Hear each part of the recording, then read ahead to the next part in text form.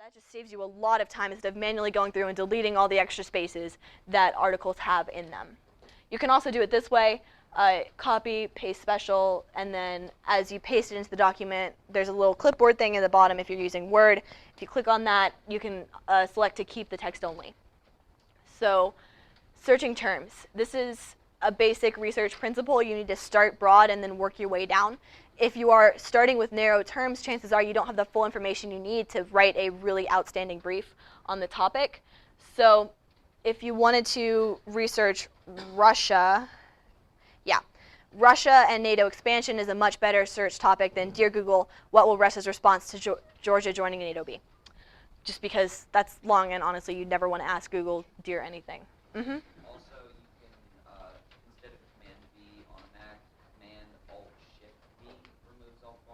Yeah. Yeah. I don't know if these are specific to Macs or not. I'm not sure who wrote this part of the lecture, but yeah. So it's different based on your computers is basically what you need to learn. And you need to learn them if you don't know them. Oh yeah, okay, this is what I was talking about earlier. Broader research gives you more argumentation. Plus signs, quotations, and questions are a great way to narrow down your search or to ensure that you have a phrase together. So if you have the Russia-US relations in quotation marks, that will be treated as a phrase, and an article will have those three words in that order within them. So if you type in Russia-US relations, you'll probably find an article that mentions Russia and also mentions US relations. But if you type them in quotation marks, then you will get them all in an order. Mm-hmm. What was that website where you get the article and you put it in and you get it like in normal looking text? I think it's textfixer.com actually. I'm going to exit out of this for like 2 seconds because it's actually on my toolbar. Textfixer.com. So yeah. Yep, it's under line break thinking because I'm a really professional person, right? Okay, so broader research equals more arguments. Okay, this is all weird and zoomy. There we go. Weird. Okay. Russia and economy. So I think what this is talking about is once you research a broad topic, then you start searching for specific terms that are specific to that field of study. So you may not think immediately when you're talking about Russia and US relations to Google New Start, but once you've done research on Russia and US relations, you can start looking into things that are more specific to the topic. Citations and cutting. In other words, how to put your research to use. Cutting citation. So after you pull an article or after you cut pieces of evidence or research specifically that you want to use in a debate round, you need to cite it so that other people can basically hold you accountable for the research that you've done and ensure that what you're saying is actually something that someone else said. The format that you use generally for citations is the one above here. It's the author, then in brackets the author's credentials, comma, in quotation marks, article title, the publisher, the date, the URL, and then the researcher's initials.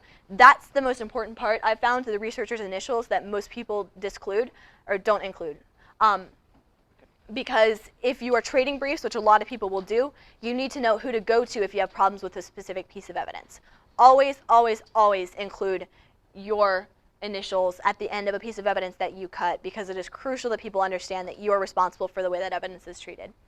Okay, so just an example of how this looks with an actual article. Oftentimes, after the publisher, I would put the credentials of the publisher as well, but that's just a personal thing. I really like having that. If, for example, John Tammy isn't particularly credible, you can always fall back on the credentials of the source that he's writing for. Blocking evidence.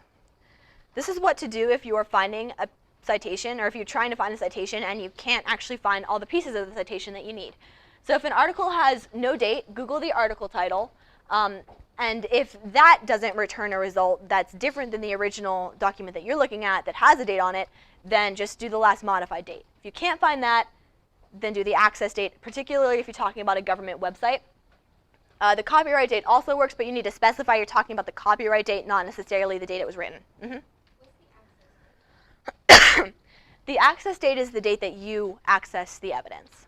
So if you're looking at like the homepage of a specific organization and they don't have a copyright date, they don't have a date that it was actually authored, just say this was accessed July 28th or whatever it is. I don't even know. 2014. Yeah. Okay. The reference point is a date in the article. So if all else fails and you have an article that mentions something that happened in 2001, you can say it was written after 2001 because obviously if it includes information, it had to be written after that information actually happened. So that's one good way to kind of guesstimate, but you once again need to be clear that what you're doing is not citing the date it was written, but citing the date that you basically used a reference in the article to. So every time that you're talking about dates, you need to be super clear that you're maybe not dealing specifically with the date it was written. That's super important. Okay, if your author has no credentials, Google him or her. This happens a lot when you have an article that's from a law review. Law journals don't always include the credentials of the author because it is peer-reviewed. It's not quite as important. So yeah, Google him or her. Oftentimes you'll magically discover that the person that you're quoting is actually a lot more credible than you thought, and that's a wonderful realization. You need to include the obvious positions, the things that are clearly relevant to the topic you're talking about. So if they held, let's say that you're quoting someone on the Middle East, and they held a position in the United Nations specifically dealing with the Middle Eastern Council, that's probably a relevant position to include in their information. But if they also decided to go to California and sit on a board for a tiny little startup company, that's probably not relevant. It may be cool, but it's not relevant to the debate round. It's not relevant to their credibility. And then also extensive credentials for the publisher can compensate for the fact that your author has no credentials, like when you're quoting a reporter. Okay, so an example of this should be brief, thorough, and concise. The citation that we have kind of shows what the credentials for a specific author should look like. It doesn't include his education. It doesn't necessarily include all of the positions he held before. It just holds it basically just talks about what he's doing now. Okay. When there's multiple authors, you have a bit of a problem because oftentimes your evidence can be too credible to the point where it kind of becomes a real issue to work through. I remember I was formatting a piece of evidence that someone else had pulled at one point, and the citation, no joke, was half a page long because there were 5 authors, and each of them were like PhDs and worked for outstanding schools. And they had gone a little bit too far into the back history of all of the authors to the point where it was becoming a real issue where the brief was like 3 times as long as it needed to be, and it was 1 piece of evidence per page because the citation was so long. Don't do that. Be reasonably thorough. Generally, what that means is investing the most time behind the most credible author or the most space behind the most credible author, and then just kind of mentioning something good, one thing that each other author did. If the article is self-published, Google the article title. If you can't find a different publisher, then note that it is self-published in the citation. And then you need to have extensive author credentials because you don't have the source credentials to fall back on. Blogs, it's kind of questionable as to whether or not you can quote blogs. I try to avoid it as much as possible, but if you have like a super outstanding economist who's writing a brilliant blog, then you can cite it as something that he is self-publishing. It's questionable though. I wouldn't do it unless it's a extreme circumstance or it's just a wonderful piece of evidence that you couldn't get any other way. Citation underlining.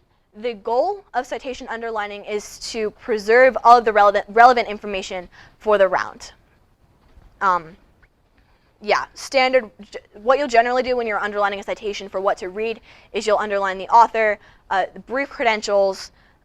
Generally, you can underline more thorough credentials if you feel like it's important.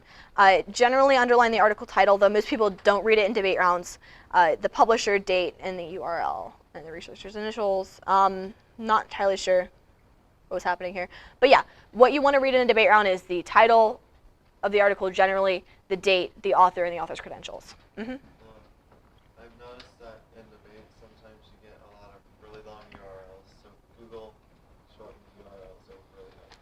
The problem with that is it does narrow a bit of the relevant information out of the citation. So let's say, for example, that you pulled a piece of evidence about why DC representation isn't a good thing, but you pulled it from an article that is written by DC Vote, and the website that you pulled it from is dcvote.com.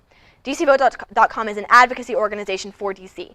If you pulled an article from them and shorten the URL, you may not necessarily know that's a DC Vote article, and that would be slightly unethical. So it's all in moderation. It can be a good idea, but you need to make sure that you're not hiding anything when you do it. Does anyone else have any